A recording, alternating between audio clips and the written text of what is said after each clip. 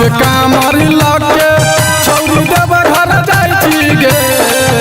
एक कंधा पे कामर लगे छौरी देव घर जाई छी गे। छौरी बोलबम बोलत जाई छी बाबा से कथी मांगै छी गे। छौरी बोलबम बोलत जाई छी बाबा से कथी मांगै छी गे। लागैया हमरा छौरी टूटल भर मांगै छी गे। छौरी बोलबम बोलत जाई छी बाबा से कथी मांगै छी गे। छौरी बोलबम बोलत जाई छी बाबा से कथी मांगै छी गे।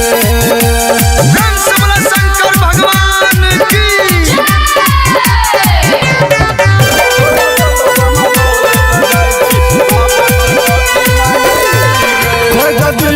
बाबा तू करा बरीला भर हो सब सोमा बारी हो बाबा जय छो देवा घर हो।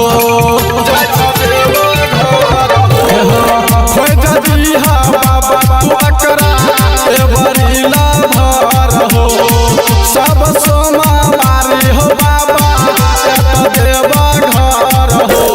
लागैया हमरा छौरी कमर दुगो उठना छी गे।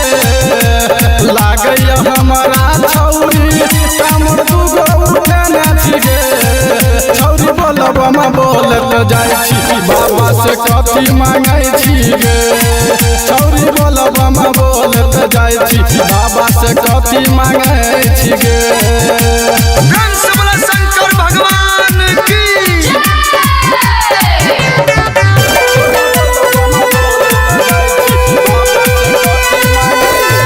कोसी में तू सुना गछौरी भरली हा जल गे। भोले बाबा तू सबर की जोरली हा कल गे। गछौरी कोसी में तू सुना गछौरी भरली हा जल गे।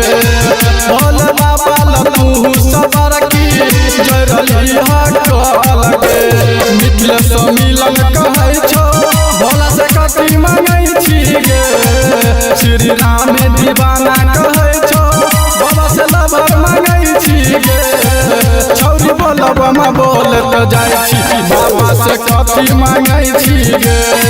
छौरी बोलबम बोलत जाई छी बाबा से कथी मांगै छी गे। छौरी यहाँ सोमवार मिल जतो। जय माँ काली रिकॉर्डिंग स्टूडियो फुलपरास चौक से।